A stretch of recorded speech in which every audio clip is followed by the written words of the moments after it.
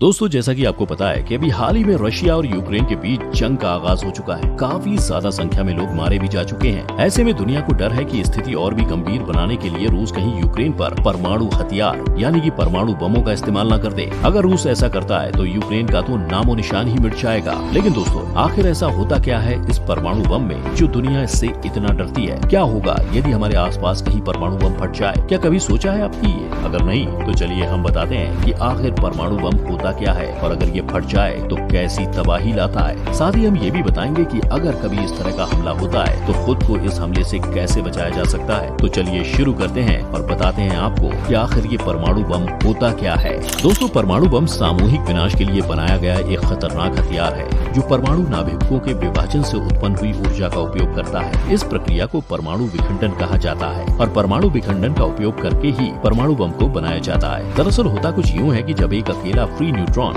Radio active material जैसे कि uranium या प्लूटोनियम के एक परमाणु के नाभिक से टकराता है तो ये 2 या 3 न्यूट्रॉन्स को मुक्त कराता है और जब ये न्यूट्रॉन्स नाभिक से अलग होते हैं तब एक ऊर्जा उत्पन्न होती है और ये नए उत्पन्न हुए न्यूट्रॉन्स दूसरे यूरेनियम या प्लूटोनियम के नाभिकों से टकराते हैं और उसी तरीके से उनका विभाजन करते हैं जिससे और अधिक एनर्जी और न्यूट्रॉन्स पैदा होते हैं। उत्पन्न हुई ये एनर्जी काफी ज्यादा खतरनाक होती है। दोस्तों, आपको बता दें कि द्वितीय विश्व युद्ध के अंत में जापान के हिरोशिमा और नागासाकी में परमाणु बम विस्फोट किए गए थे जिसमें भारी तबाही हुई थी। दोस्तों, अब बात करते हैं कि आखिर ये परमाणु बम फटता कैसे है। दरअसल प्रत्येक परमाणु या एटम के केंद्र में एक नाभिक होता है। उस नाभिक को तोड़कर अलग करने पर या 2 नाभिकों को एक साथ जोड़ने के दौरान बड़ी मात्रा में ऊर्जा उत्पन्न होती है और परमाणु हथियार इसी ऊर्जा का इस्तेमाल विस्फोट करने के लिए करते हैं। आधुनिक परमाणु हथियार केमिकल विस्फोटों का संयोजन, परमाणु विखंडन और परमाणु संलयन के द्वारा काम करते हैं। विस्फोटक परमाणु सामग्री को कंप्रेस करते हैं जिससे विखंडन होता है जो एक्सरे के रूप में विशाल मात्रा में ऊर्जा उत्पन्न करता है। इससे पैदा हुए उच्च ताप और दाब का उपयोग परमाणु संलयन में किया जा सकता है। अब सवाल आता है कि परमाणु बम का आविष्कार कब और किसने किया।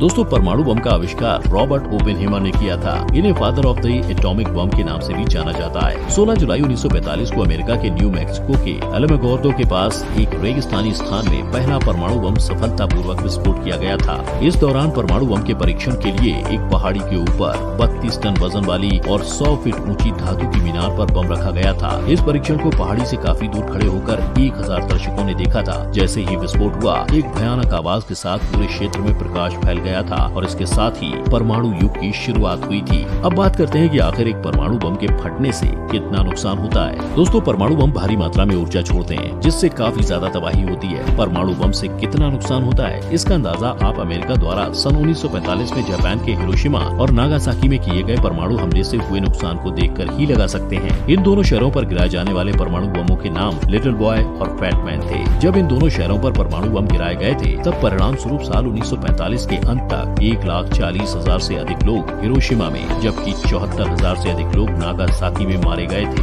हिरोशिमा में बम गिरने के कारण 70% इमारतें पूरी तरह से तबाह हो गई थी। विस्फोट के दौरान 500 मीटर की दूरी तक 90% लोग 3 सप्ताह के अंदर ही शरीर पर तेज जलन या विकिरण की उच्च मात्रा के चलते मारे गए थे। इस दौरान बम विस्फोट वाली जगह का तापमान करीब 3 लाख डिग्री सेल्सियस और जमीन के नीचे का तापमान लगभग 4000 डिग्री सेल्सियस तक पहुंच गया था और ये तापमान इतना ज्यादा होता है कि किसी स्टील को भी आसानी से पिघला सकता है। तो इंसानी शरीर का क्या हाल होता होगा इसका अंदाजा तो आपने लगा ही लिया होगा। अब आपके दिमाग में सवाल आ रहा होगा कि किस किस देश के पास कितने परमाणु हथियार हैं। तो दोस्तों, दुनिया के कुल 9 देशों के पास परमाणु हथियार हैं जिनमें संयुक्त राज्य अमेरिका, रूस, यूनाइटेड किंगडम, फ्रांस, चीन, भारत, पाकिस्तान, उत्तर कोरिया और इजराइल शामिल हैं। इनमें से सबसे ज्यादा परमाणु हथियार रूस के पास ही हैं। रूस के पास 6257 परमाणु हथियार हैं। वहीं दूसरे नंबर पर संयुक्त राज्य अमेरिका है जिसके पास 5500 परमाणु हथियार हैं। तीसरे नंबर पर चीन आता है जिसके पास 350 परमाणु हथियार हैं। दोस्तों, हमारा भारत इसमें 7वें नंबर पर आता है और हमारे पास कुल 160 परमाणु हथियार हैं। दोस्तों, परमाणु बम क्या होता है ये तो आपने अच्छे से समझ ही लिया, लेकिन क्या आप जानते हैं कि परमाणु हमला कैसे किया जाता है और किसके आदेश पर परमाणु बम छोड़ने का फैसला लिया जाता है? कुछ लोगों का मानना है कि देश के प्रधानमंत्री और राष्ट्रपति की टेबल पर परमाणु हमले का बटन होता है और जब हमला करना होता है तो वे इस बटन को दबा देते हैं। और आपकी जानकारी के लिए बता दें कि ऐसा कुछ भी नहीं है। दरअसल प्रधानमंत्री या राष्ट्रपति की टेबल पर परमाणु हमला करने का कोई बटन नहीं होता है। अगर कोई कोई देश किसी दूसरे देश पर परमाणु हमला करना चाहता है तो इसके लिए उसे एक लंबी प्रक्रिया से होकर गुजरना पड़ेगा।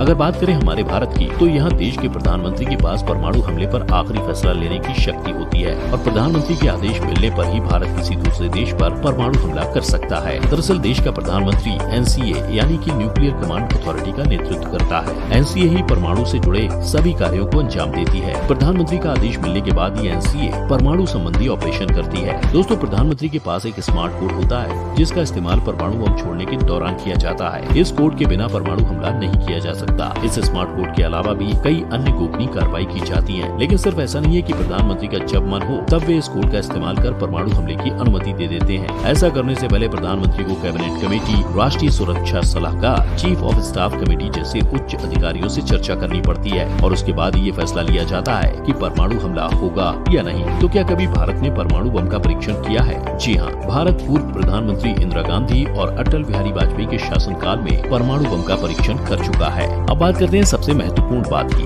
परमाणु हमला होने के बाद उससे खुद को कैसे बचाए रखना है। दोस्तों, जब जापान के हिरोशिमा पर परमाणु हमला किया गया था तब वहाँ मौजूद पुलिस वालों ने अपनी जान कुछ खास तरीके से छिपकर बचाई थी। इस प्रक्रिया को डक एंड कवर के नाम से जाना जाता है, जिसमें जमीन पर लेटते हुए अपने शरीर के हिस्सों को छुपाया जाता है ताकि परमाणु बम फटने के बाद उसके रेडिएशन से खुद को बचाया जा सके। वैसे आपको बता दें कि डक एंड कवर एक शॉर्ट फिल्म भी है जिसे साल 1951 में अमेरिका द्वारा बनाया गया था। इस चाइल्ड फ्रेंडली फिल्म को बच्चों के लिए बनाया गया था ताकि उन्हें ये सिखाया जा सके कि परमाणु हमला होने की स्थिति में कैसे खुद को बचाया जा सकता है। इस शॉर्ट फिल्म में एक कछुए को एनिमेटेड हीरो के रूप में दिखाया गया है जो कि विस्फोट होने के दौरान जमीन पर गिर जाता है और फिर पीछे हटते हुए खुद को अपने खोल में छिपा लेता है। इस फिल्म से बच्चों को ये समझाने का प्रयास किया गया है कि हमला होने की स्थिति में इस कछुए की तरह जमीन पर लेट जाना है और फिर रेंगते हुए अपने लिए कोई ऐसी जगह ढूंढनी है जहाँ आप रेडिएशन से खुद को कुछ हद तक बचाए रख सके। इस फिल्म को उत्तरी अमेरिका के स्कूलों में बच्चों को दिखाया गया था। उन्हें सिखाया गया था कि अचानक हमला होने की स्थिति में उन्हें अपनी डेस्क के नीचे चले जाना है और अपने सिर व गर्दन के पीछे वाले हिस्से को कवर कर लेना है ताकि अगर कभी परमाणु हमला होता भी है तो वे कुछ हद तक खुद को इससे बचाए रख सके। दोस्तों, साल 1945 में हिरोशिमा और नागासाकी में हुए परमाणु हमले के बाद जीवित बचे लोगों पर रेडिएशन के प्रभाव का अध्ययन करने के लिए जब अमेरिकी डॉक्टर की एक टीम को हिरोशिमा भेजा गया तो वहाँ पहुंची टीम ने एक सवाल लगातार सभी से पूछा कि जब हमला हुआ तब वे लोग कहाँ थे। इस दौरान शोधकर्ताओं ने पाया कि जिन लोगों ने अपने आप को छुपा लिया था उन पर रेडिएशन का प्रभाव कम था और वे लोग दूसरों की तुलना में अधिक स्वस्थ भी थे। इसके अलावा जो लोग अपने आप को किसी सुरक्षित जगह पर नहीं ले जा पाए उनमें से कुछ लोग तो जिंदा थे लेकिन उनका शरीर बुरी तरह से झुलस गया था। साथ ही उनकी हेल्थ भी दूसरे लोगों की तुलना में ज्यादा खराब थी। यानी कि जो लोग अपने आप को परमाणु हमले के दौरान छुपा पाने में नाकाम रहे थे उनके शरीर पर रेडिएशन का सबसे ज्यादा प्रभाव पड़ा था। यही नहीं, जिन लोगों ने इस बम के विस्फोट को करीब से देखा था उनकी आंखों की रोशनी भी जा चुकी थी। साथ ही उनके शरीर के कुछ हिस्सों ने भी काम करना बंद कर दिया था। दोस्तों, भगवान न करे कि आपके साथ ऐसी स्थिति कभी बने, लेकिन फिर भी अगर कभी ऐसी परिस्थितियां बनती हैं तो अपने आप को परमाणु हमले से बचाए रखने के लिए आपको सबसे पहले जमीन पर लेट जाना है और फिर रेंगते हुए जिस तरफ हमला हुआ है उसकी विपरीत दिशा में बढ़ना है। इसके बाद आपको अपने लिए कोई ऐसी सुरक्षित जगह चुननी है जहाँ रेडिएशन का असर कम से कम हो सके। साथ ही आपको अपने शरीर के हिस्सों को भी अच्छे से कवर कर लेना है। इसमें भी आपको सबसे ज्यादा ख्याल अपनी आंखों का रखना है, क्योंकि अगर गलती से भी आंखों में रेडिएशन जाती है तो व्यक्ति की आंखों की रोशनी भी जा सकती है। इसलिए जितना संभव हो अपने शरीर को आंखों समेत पूरा कवर करने की कोशिश करें ताकि परमाणु बम के रेडिएशन से आप अपने आप को बचाए रखने में कामयाब हो सके। बाकी हम तो यही दुआ करेंगे कि ऐसी स्थिति कभी किसी के साथ ना बने। बाकी आज के लिए बस इतना ही। ऐसे ही अमेजिंग वीडियोस के लिए बने रहिए इनसाइट रहस्य के साथ।